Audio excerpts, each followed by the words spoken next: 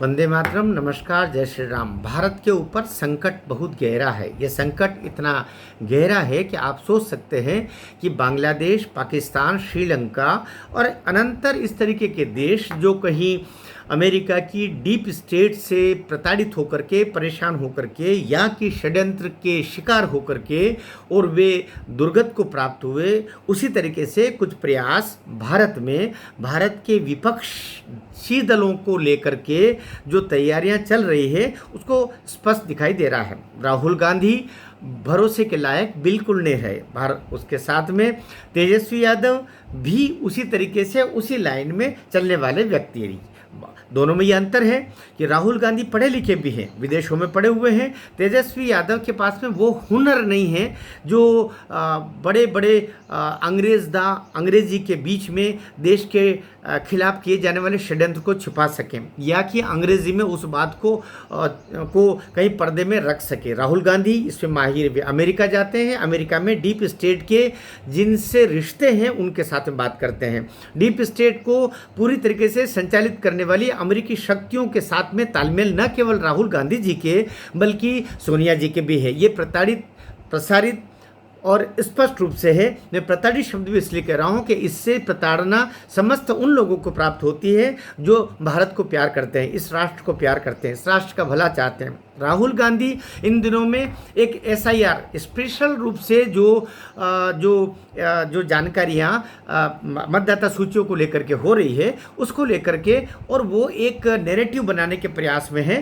कि नरेंद्र मोदी सरकार असत्य के दम पर आई है, झूठ के दम पर आई है, चोरी के दम पर आई है। ये जो 50, 55, 70 साल से कांग्रेस जो शासन करती रही वो तो बिल्कुल सत्यवादी हरिश्चंद्र की तरह रही है। उनने कभी भी कुछ भी एक वोट भी इधर से उधर होने नहीं दिया। लेकिन भारतीय जनता पार्टी 2014 में आई, 2019 में आई और 2019 के बाद में फिर अभी उनके वोट कम हो गए, 240 में ही वे सिमट के रह गए। लेकिन इन्होंने लगभग चुनाव के 1-1.5 साल के बाद में ये गाना बजाना शुरू कर दिया विपक्षियों ने, विशेषकर राहुल गांधी ने, कि ये सारा कुछ जो हुआ है यह एक षड्यंत्र था और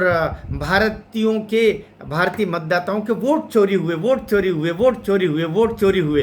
जबकि सच्चाई ये है कि वोट चोरी का सबसे बड़ा काम तो ये जो रोहिंग्या है, ये जो विदेशी बहुत सारे नागरिक है, वे जो बहुत सारे आए हुए बांग्लादेशी है, बल्कि पाकिस्तान से आए हुए 20-20, 30-30 साल से वहाँ के नागरिक यहाँ की नागरिकता तक ले ली, वोटर लिस्ट में नाम जुड़वा लिया। इससे लाखों की संख्या में, लोग कहते हैं कि करोड़ की संख्या में है जो विदेशी नागरिक हैं और यहाँ के उन्होंने ये आधार के माध्यम से और अन्य तरीके से अपने कागज़ बनवा करके और मतदाता सूची में नाम जुड़वा लिया और वे वोटर बन गए हैं। और अभी ऐसे ही विदेशी नागरिकों को जब बाहर करने की बात चल रही है तो उन्होंने वोट चोरी और वो 1500, 500, 200, 400 जो मोटरसाइकिलें लेकर के, जिन पे डीजल पेट्रोल खुद ही डाल डुला करके और राहुल गांधी के साथ बिहार की सड़कों पर उनको दौड़ाने का काम चल रहा है। वो 20, 25, 50 और ख़ासतौर से उन विधर्मी एरियो में ख़ासतौर से वो घूम रहे हैं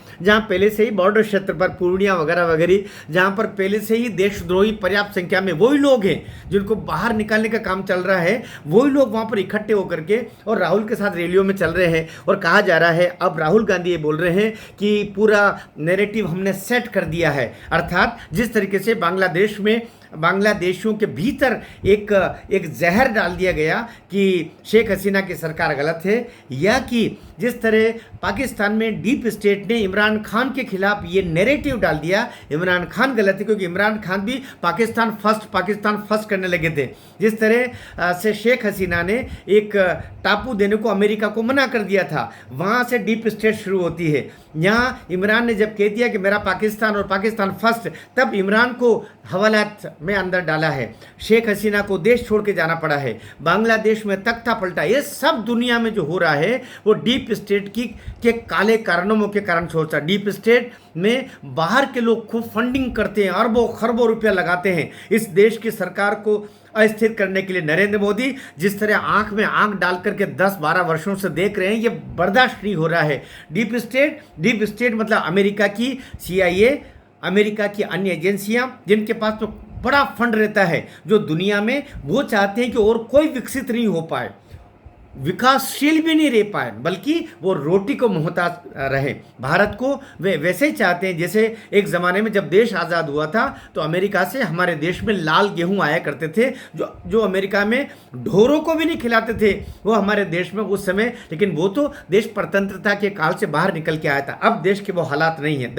देश अभी स्वाभिमान की करवट ले चुका है और नरेंद्र मोदी के साथ में अगर अमेरिका की डीप स्टेट ये सोचती है कि केवल भारतीय जनता पार्टी के 15 करोड़ ही वो उसके कार्यकर्ता हैं तो वो गलत सोचता है। नरेंद्र मोदी के साथ में 125 करोड़ 140 करोड़ भारत की जनता साथ में खड़ी हुई है, स्वाभिमान के साथ में, और वो हुंकार भरती है वंदे मातरम की भी और जय श्री राम की भी, भारत माता का जयकारा भी करती है। इसलिए देश प्रेम का जो हिलकोरे हो रहा है और अब खुलेआम जो नरेंद्र मोदी ने कह दिया है कि हमने अमेरिका से जो संबंध हमारे हैं वो बराबर 1 to 1 के हैं, आमने सामने के हैं, बराबरी के हैं। अगर वो चाहेंगे कि हमारे किसानों, हमारे मजदूरों, हमारे गरीबों के हितों को मार करके वहाँ से हम कोई चीज़ें खरीदें तो ये नहीं होने वाला है। वही होगा जो भारत के हित में है, वही होगा जो यहाँ के गरीब इंसान के हित में है। और ये आप देख रहे हैं इस संदर्भ में जब नरेंद्र मोदी हुंकार भर रहे हैं तो विपक्ष बिल्कुल सन्नाटे पर है, बिल्कुल चुप।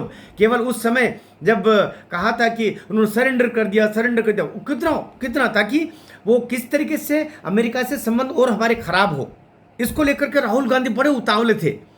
लेकिन अब जब नरेंद्र मोदी खुलेआम ये बोल रहे हैं हम कि भारत के हितों की रक्षा करेंगे तो विपक्ष बिल्कुल चुप्पी साध गया है। यही लोग अमेरिका के एजेंट हैं, यही लोग डीप स्टेट के भी कहीं न कहीं एजेंट हैं जो भारत का अहित चाहते हैं, भारत को बर्बादी चाहते हैं, भारत के टुकड़े चाहते हैं, भारत का विकास कदापि नहीं चाहते। इसलिए इस समय देश की जनता का भी बड़ा दायित्व है कि हम नरेंद्र मोदी के साथ 100 गुना शक्ति से खड़े होकर के इस राष्ट्र को भी बचाएं। तो राष्ट्र को बचाने के लिए भारतीय जनता पार्टी की और नरेंद्र मोदी की इस सरकार को स्थिरता देते हुए ज़्यादा शक्ति संपन्न करना होगा, तभी दुनिया से लोहा ले सकेगा भारत, तभी दुनिया से मुकाबला कर सकेंगे नरेंद्र मोदी।